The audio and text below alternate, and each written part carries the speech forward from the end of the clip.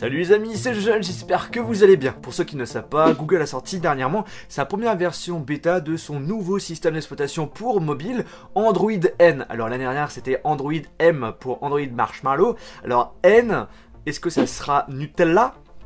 Je pense. Et je l'ai installé justement sur mon Nexus 6P pour vous montrer ses nouveautés. Top 1. Et on commence par la grande nouveauté, la possibilité d'utiliser deux applications en même temps. C'est ce qu'on appelle le mode multi-fenêtre. Pour l'activer, de base, il suffit d'être dans une application et de laisser appuyer sur le bouton multitâche. Et là, vous pouvez choisir l'application que vous souhaitez utiliser en même temps. Mais sachez que cette application doit fonctionner déjà en arrière-plan. Cette fonction fonctionne en mode paysage et pour une grande partie des applications, mais pas pour toutes. En effet, par exemple, pour les jeux, ça ne marche pas. Sachez qu'en allant dans paramètres, système, UI Tuner et Other, vous pouvez cocher un mode qui permet d'activer le multi-fenêtre juste en faisant un slide du bouton multitâche vers le haut. Personnellement, je pense que cette fonctionnalité, je vais pas l'utiliser sur mon smartphone. Je trouve que le fait de diviser en deux l'écran, eh bien l'écran du smartphone devient trop petit.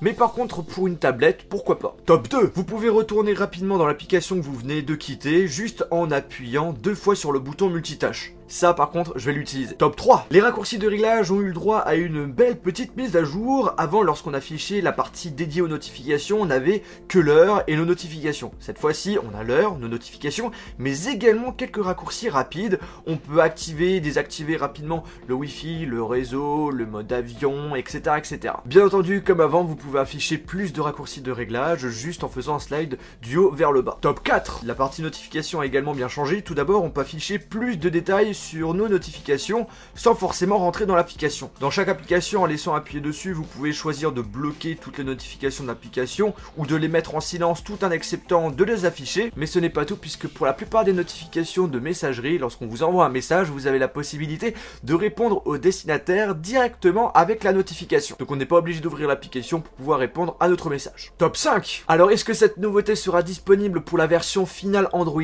N? Je sais pas, mais en tout cas je l'espère, c'est le mode nuit. Donc quand vous activez cette option, ça permet tout simplement d'avoir l'écran un petit peu plus jaune et du coup lorsque vous allez utiliser votre smartphone durant la nuit, eh bien vous faites moins mal aux yeux. Et puis pour finir, quelques bonus. Tout d'abord, on a le multitâche qui a un petit peu changé. Comme vous pouvez le remarquer, les aperçus d'applications d'arrière-plan sont plus grandes. Dans les réglages, vous avez un menu qui peut apparaître n'importe où dans les réglages, juste en faisant un slide vers la droite. Et encore dans les réglages, en dessous de chaque truc, vous avez la possibilité d'avoir des informations. Par exemple, le nombre d'applications que vous avez téléchargées, la RAM que vous utilisez, etc., etc. Le but c'est de gagner du temps, donc pas besoin de rentrer dans tel paramètre, vous avez l'info directe. Je pense que vous m'avez compris. Pour ceux qui souhaitent tester Android N, personnellement je vous le déconseille, il y a quand même pas mal de bugs, mais si vous souhaitez l'installer, c'est super simple. Il suffit d'avoir un appareil Nexus compatible, d'aller sur le site internet de Google qui sera dans la description, vous choisissez votre appareil et vous allez recevoir une petite notification sur votre appareil, et là vous allez pouvoir installer la version bêta. Après sachez que pour installer les autres futures